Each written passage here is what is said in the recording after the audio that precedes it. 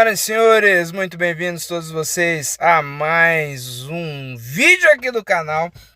E hoje para o ensino médio, eu quero falar com o ensino médio.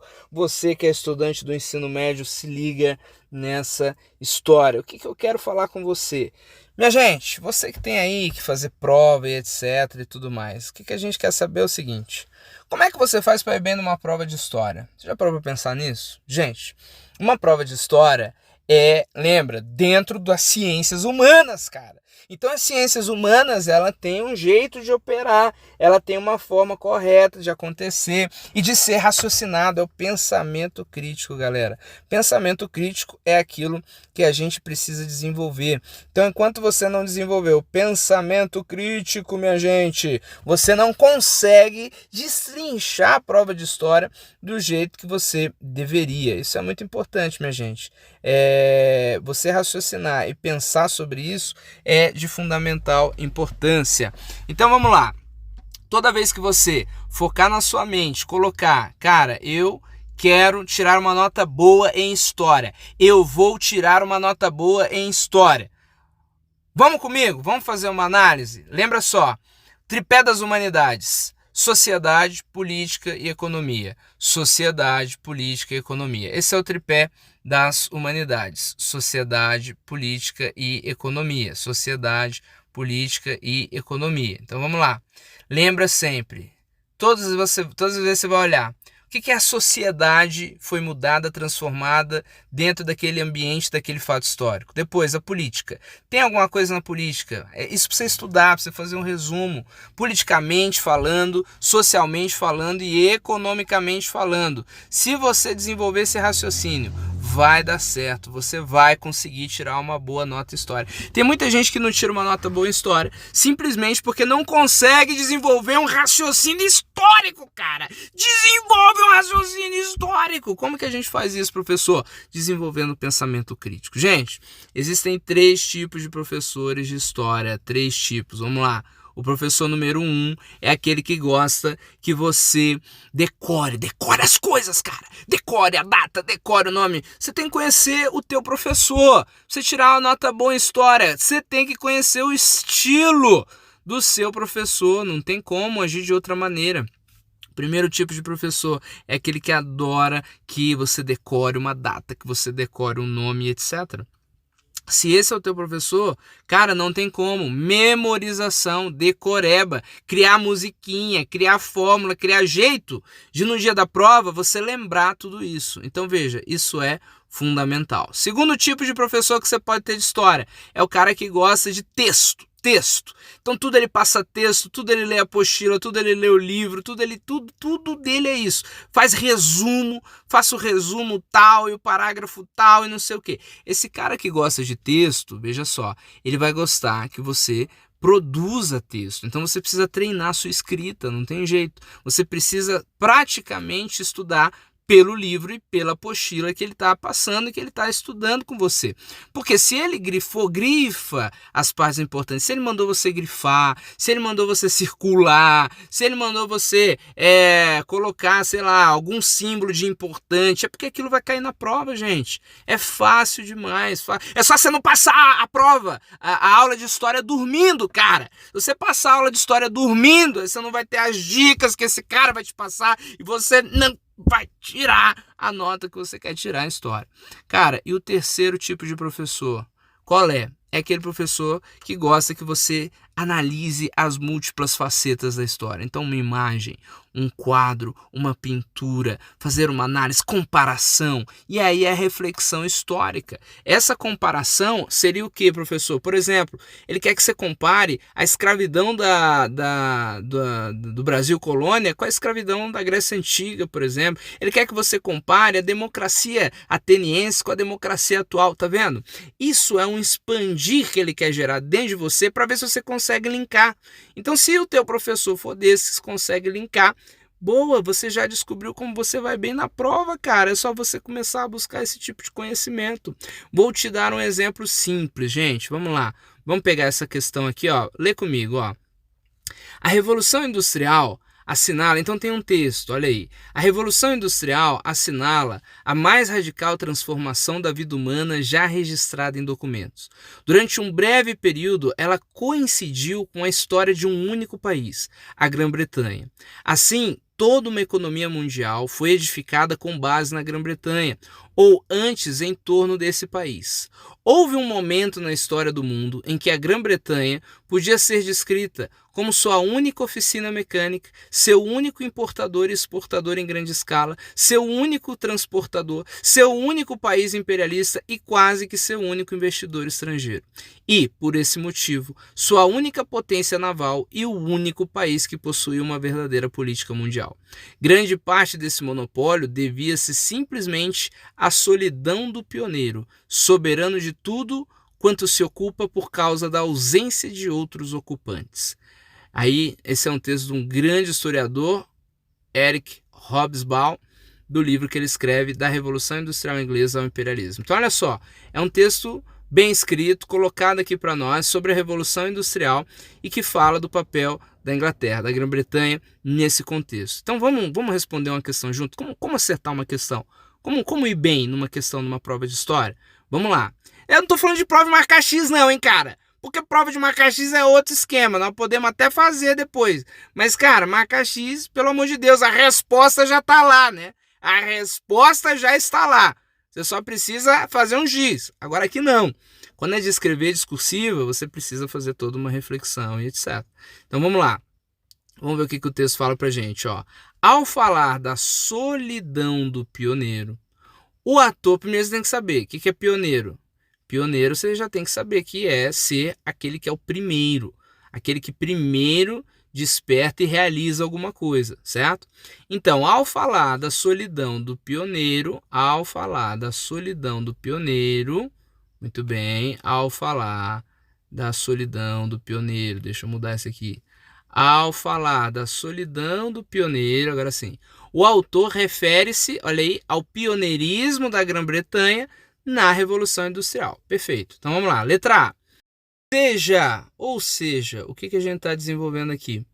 Um raciocínio básico de que apresente as duas razões que contribuíram para que a Grã-Bretanha tenha experimentado a solidão do pioneiro naquele processo. Então ele está pedindo aqui só duas razõezinhas. Por que a Inglaterra foi o primeiro país a viver a Revolução Industrial? Tranquilo, gente? Fácil?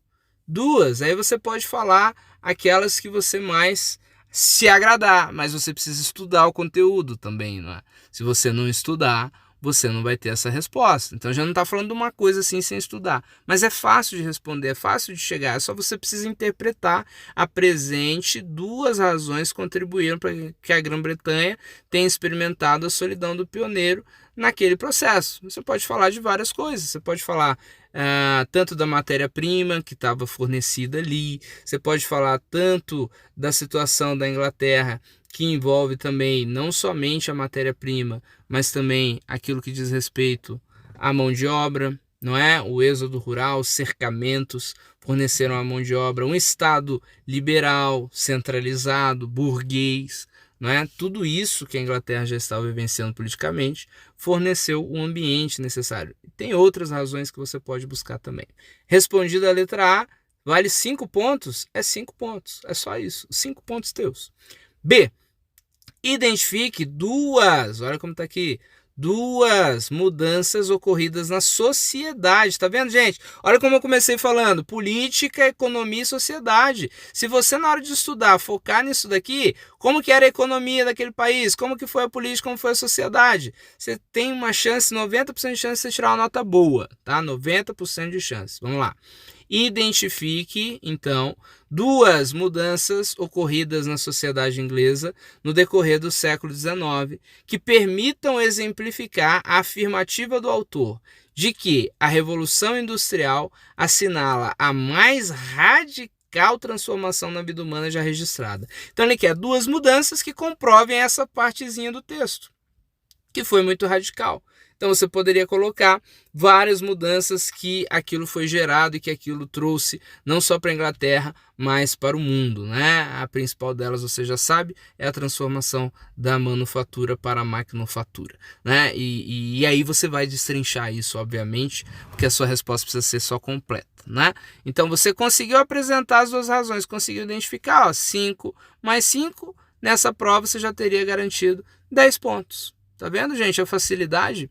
O segredo está na hora de você estudar. Na hora que você estudar, você precisa ver e ter certeza dessas questões, que essas questões estão bem colocadas e bem apontadas para vocês, certo? Minha gente, isso daqui é para vocês entenderem um princípio básico que você pode fazer para tirar uma boa nota na prova de história. Beleza, minha gente? Então, é isso aí. Boa prova para vocês. Depois nos conta o resultado. Deu certo ou não deu? Como é que foi? Valeu!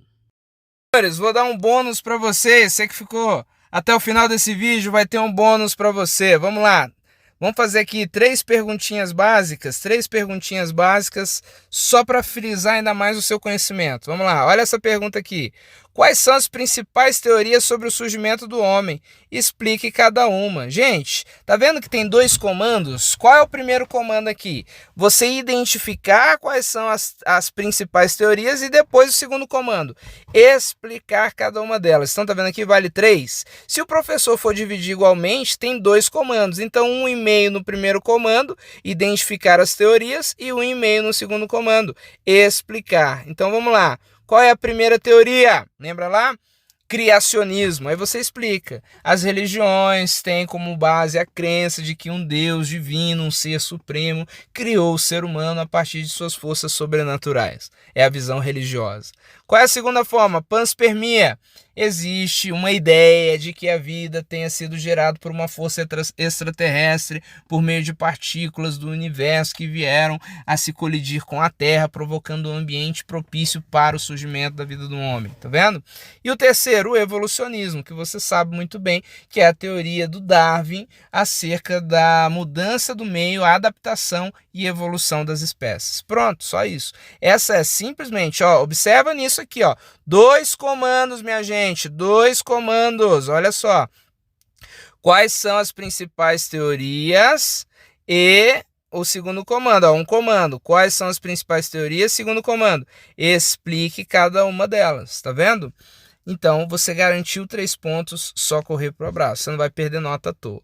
Vamos para número 3? Ó, número 3. O conhecimento histórico é produzido pelos historiadores a partir de um rigoroso e sistemático trabalho de análise dos vestígios do passado, que são chamados de fontes. Então, ele fez aqui um pequeno texto e nos explicou o que nesse texto. O que são fontes, tá vendo? Que é propriamente produzido em um trabalho que o historiador usa analisando as fontes. Aí olha só os comandos, vamos lá. No que consistem fontes? Ó, esse é um comando. Suas classificações, esse é outro comando. E como os historiadores chegam a conclusões a partir delas. Tá vendo, gente? Tem 3 comandos. A questão vale 3 pontos. Pesos iguais? Aqui vale 1, aqui vale 1 e aqui vale 1. Então você vai dividir esses comandos e vai responder. No que consiste as fontes? Vamos lá. Aqui já está dizendo, gente, olha aqui, vestígios, deixa eu tirar, olha aqui, vestígios do passado que são chamados fontes. É isso aqui, cara, que você não pode perder o ponto, velho. Ô, já está escrito aqui, a resposta já está aqui. Então você só vai copiar. O que são fontes? Está aqui. Vestígios do passado, ponto. Suas classificações. Quais que são as classificações? Todo mundo sabe. Fontes escritas, não escritas e fontes mistas. Pronto, só isso. E o terceiro comando. Como os historiadores chegam aqui à conclusão a partir dela? Está no texto. Olha aqui. O conhecimento histórico é produzido pelos historiadores a partir de um rigoroso e sistemático trabalho de análise desses vestígios. Então, como os historiadores chegam à conclusão a partir dela? Fazendo um sistemático trabalho de análise dos vestígios. Tá vendo, gente? Ó, essa questão vale 3 pontos. Dos 3 pontos, 2 estão aqui nesse texto inicial. Olha só. Tá vendo? Como que às vezes você não tira a nota máxima porque você não se esforça o suficiente para interpretar, é só isso que você precisa, interpretar? Pois é. Vamos na número 4. Número 4 é verdadeiro ou falso. É tranquila, né? Vamos lá? Que aí vai ser bom também que a gente faz essa avaliação do verdadeiro ou falso. Vamos. No campo da vida humana, a história possui diversas dimensões que se relacionam a importantes fatores orientadores das ações e ideais dos indivíduos e grupos sociais. Sobre essa temática, qual temática? Você já se perdeu, né? No campo da vida humana, a história possui diversas dimensões que relacionam importantes fatores orientadores e ideais. Está falando de cultura, né? Sobre essa temática, V para verdadeiro e F para falso. Vamos ver a primeira? O conhecimento histórico pode ajudar na solução de conflitos, uma vez que permite a compreensão das origens e pode apontar caminhos para a sua superação. Tá certo, gente? O conhecimento histórico ajuda na solução de conflitos? Saber o nosso passado nos ajuda a solucionar conflitos ou a gente vai ficar numa guerra eterna porque a gente não conhece as nossas origens? E às vezes isso acontece, né? O cara não sabe que ele é racista, mas ele não sabe. O bisavô dele era negro, o avô dele era negro e etc. A raiz dele é negra, ele não sabe e está sendo racista. Tá vendo? Desconhecimento da história. Então essa daqui é verdadeira. Vamos a 2. O conhecimento histórico cientificamente conduzido tem por objetivo reforçar preconceitos e estereótipos. Olha aqui, o conhecimento histórico tem por objetivo reforçar preconceito, gente. É isso que o conhecimento histórico pretende fazer? Ele pretende reforçar preconceito. Você acabou de falar lá em cima que ajuda na solução. Como é que você vai marcar aqui falando que é verdadeiro? É falso, né? É falso, né? Pois então. Número 3. A identidade dos indivíduos e o senso de comunidade são fundamentados por explicações históricas. E aí? As pessoas se sentem... Existe uma questão de identidade quando eu sei as minhas origens? Sim, então é verdadeiro. E a 4. Países, comunidades étnicas e grupos políticos produzem suas próprias histórias, na maioria das vezes com visões particulares, que podem conflitar com outras versões e fomentar rivalidades. E aí? Países e grupos políticos podem construir uma história, inventar uma narrativa da história que conflita com outras versões? Claro que sim, você sabe muito bem. Uma época que for uma época dependente de quem está no poder, lembra lá? Olha a história, a narrativa histórica que Hitler criou na Segunda Guerra com toda a propaganda que ele fez. Então é claro que poderes podem criar as suas histórias que são conflitantes, então é verdadeiro. E a última, os historiadores, estão aqui, verdadeiro, falso, verdadeiro. E aqui verdadeiro.